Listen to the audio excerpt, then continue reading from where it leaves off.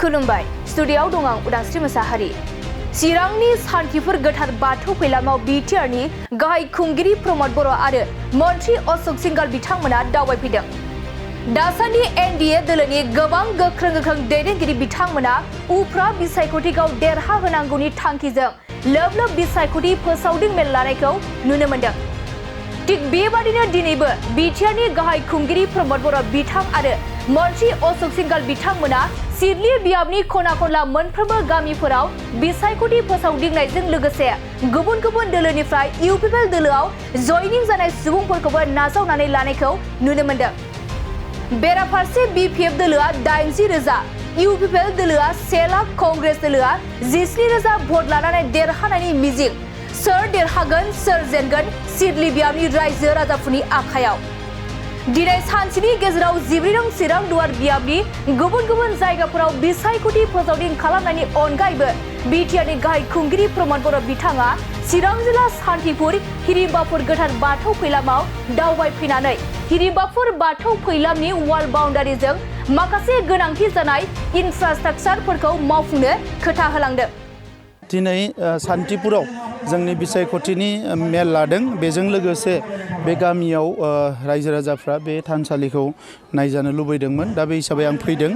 जोबोद मोजाङैनो बिथांमोना डिसिप्लिनाव लाखिदों, मोजाङै खौसेयै बिथांमोना बेवहाय धोरोमनि हाबाफारिफोरखौ मावगासिनो दङ। आं गोजोननाय मोन्दों आरो बिथांमोना आगोलावनो बुंदोंमोन बेवहाय बाउन्डारि वाल नांगौ होननानै, बेखौनो बुंग्रोदों। बिनि उनाव बायदिसिना खामानि मावगोन। दा बाउन्डारि वालखौ गोबां बाउन्डारि वाल अलरेडि सेंसन जाखानाय दङ, बिथांमोननियाबो दङ। बिथांमोना लासैनो बेखौ मावनानै लानो हागोन आरो आङो मोजां मोन्दों।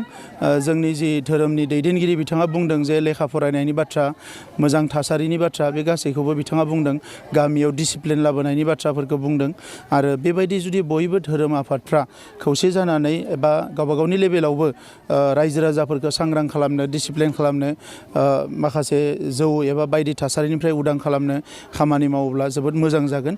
आं बिथांमोनखौ आंनि गोसो गोरबोनिफ्राय आङो आंनि फारसेनिफ्राय साबायखर बावो। सार, बिपिएफ दोलोआ बाजार गला गला थांनानै बिसायख'थि फोसावदिंनायखौ जों नुदों। सार, माबा मोनसे गोहोम गोग्लैगोन नामा इउपिपिएल दोलोआव? आं सानाखै बेवहाय जेबो गोहोम गोग्लैगोन होननानै, खारन एसे दुखु मोननाय थासारिसो जादों जे बिपिएफ दोलोनि दिनै दैदेनगिरिफोरा फिल्डआव नुनो मोनाखै। साफा सानै गोदान आरो यां गथ'फ्रा जिफोरानोखि गोबां इस्युसफोरजोंबो बारा लिंक गैया, खालि इमसन मोनसे दङ, बिसोरनोनो दिनै बिपिएफखौ हाग्रामा महिलारि बिथाङा हगारनानै होबाय आरो बिथांमोना खुनु चेन्ज गैयाजासे, गुदि आरो बिजौ गैयाजासे खोथाफोरखौ बुंनानै बाजारफ्राव बिराद हब्रा रायनाय भाषाजों बुंगासिनो दङ।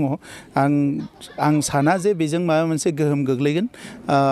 बेवहाय खुनु रोखोमनि गोहोम गोग्लैया आरो आथिखालनि रायजो राजाफ्रा बेफोरबायदि बाथ्राफोरखौ मोजां मोना। रायजो राजाफ्रा नों खामानि मा मावगोन गावसोरनि बाथ्राखौ बुंनांगो आरो राजखान्थि हान्जाया गावनि मेनिफेस्ट'खौ लानानै इलेक्सन गेलेयो। स' बिथांमोननि मेनिफेस्ट'आ मा, एजेन्डाया मा, बेखौसो रायजोफोरनो बुंनांगो। सोरखौबा रायनानै बिसायख'थि गेलेबाथ' रायजो राजाफ्रा मोजां मोना।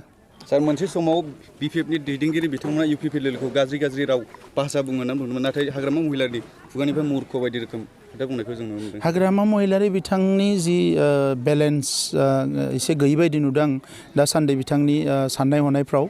हयथ' बिथाङा गोबां फ्रास्ट्रेसन जादों, नार्भास जादों जे राजखान्थिया जे जोबसिगोन। दा नंखायनो बेफोर खोथाखौ बुंदों। दाख्लै जोंनि बयबो मानियो, बयबो सिबियो जोंनि सासे गोख्रों दैदेनगिरि, गोदो गोदायनिफ्रायनो रायजो सभानि एमपि जाबोबाय, आथिखालाव मन्त्रि, एबसुनि आफादगिरिमोन, बिटिआर गोरोबथायाव गोबां खामानि मावदोंमोन। बिथाङा साहित्य एकाडेमि बान्थाबो मोन्दों। इउजि ब्रह्म बिथांखौनो बिथाङा बिराद गाज्रि सोदोब बाहायदों। दा बेफोरबायदिजोंथ' राजखान्थि जाया। नोङो राजखान्थिया मोनसे जायगायाव थागोन आरो व्यक्तित्वआ मोनसे जायगायाव थागोन। स' बेफोरबायदि राजखान्थिजों हाग्रामा महिलारिया मा बुंनो नागिरदों आंथ' बुजि मोनाखै। Thank you.